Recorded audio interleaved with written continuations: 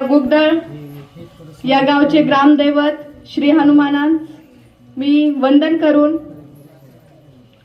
मी भाषणाला सुरुवात करते। सर्वप्रथम तुम्हा सर्वांना मकर संक्रांतीच्या व हळदी कुंकू समारंभाच्या खूप खूप शुभेच्छा। आज इथं उपस्थित माझ्या माता भगिनी,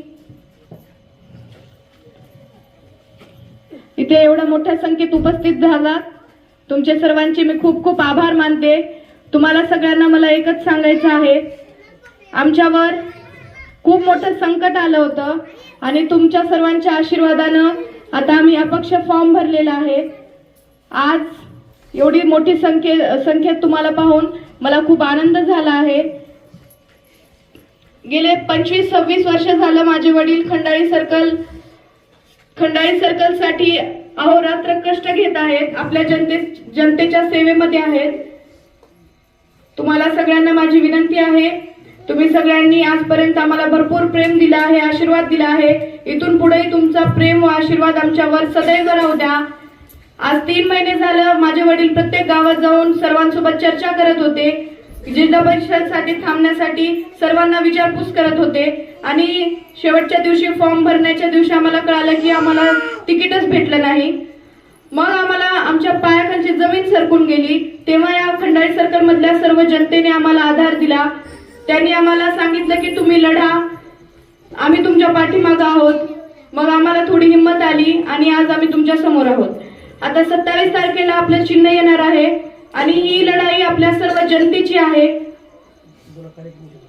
जनताने जर ठरवलं तर ते सर्व होऊ शकतं। आज आपल्या गरीब घरातल्या मुलाला तुमच्या सर्वांच्या मदतीची गरज आहे। तुम्हीच आता आमचा आधार आहात। आज इथं उपस्थित असलेल्या माझ्या आई सौ सरस्वतीताई रामभाऊ नरवटे या अपक्ष उमेदवार तुमच्या समोर आल्या आहेत। 27 तारखेला आपलं चिन्ह येईल। तुम्हा सर्वांना माझी विनंती आहे की आपल्या या गरीब घरातल्या नेतृत्वाला आपल्याला पुढे पाठवून आपल्या समस्या त्यांच्याकडून सोडून घ्यायच्या आहेत। आपल्याला महिला सक्षमीकरण करण्यासाठी प्रत्येक गावामध्ये लघु उद्योगासाठी जास्तीत जास्त महिलांना प्रशिक्षण द्यायचं आहे। प्रत्येकापर्यंत आपल्या जिल्हा परिषद अंतर्गत सर्व योजना प्रत्येक महिलेपर्यंत पोहोचवायच्या आहेत। आणि माझे वडील 6 महिन्याचे असताना माझे आजोबा वारले, तेव्हापासून रामभाऊने खूप संघर्ष केला आहे। या संघर्षामध्ये प्रत्येक गावाचा वाटा आहे आणि या प्रत्येक गावाने माझ्या वडिलांना खूप साथ दिली आहे आतापर्यंत। इथून पुढेही तुमचा आशीर्वाद आमच्या कुटुंबावर सदैव राहू द्या। सौ सरस्वतीताई रामभाऊ नरवटे या शेणकुट टाकळगाव ग्रामपंचायतच्या 5 वर्ष सरपंच राहिले आहेत। मराठवाड्यात पहिल्यांदा आमच्या गावामध्ये प्लांट बसवला होता, वॉटर प्लांट। आणि आता आमची इच्छा आहे की तुम्ही सर्वांनी आपल्या गरीब या सामान्य घरातल्या व्यक्तिमत्वाला पुढे पाठवून आपले प्रश्न सोडून घ्यायचे आहेत। माणूस आपल्या हक्काचा आहे। अर्ध्या रात्री बोलवल्यानंतर ते माझे पप्पा कायम धावून येतात प्रत्येकाच्या मदतीसाठी। तुम्हा सगळ्यांना माझी एक विनंती आहे, तुम्ही सगळ्यांनी आता पैशाला बळी पडायचं नाही। आपल्याला मतदान केलं म्हणजे झालं असं नाही।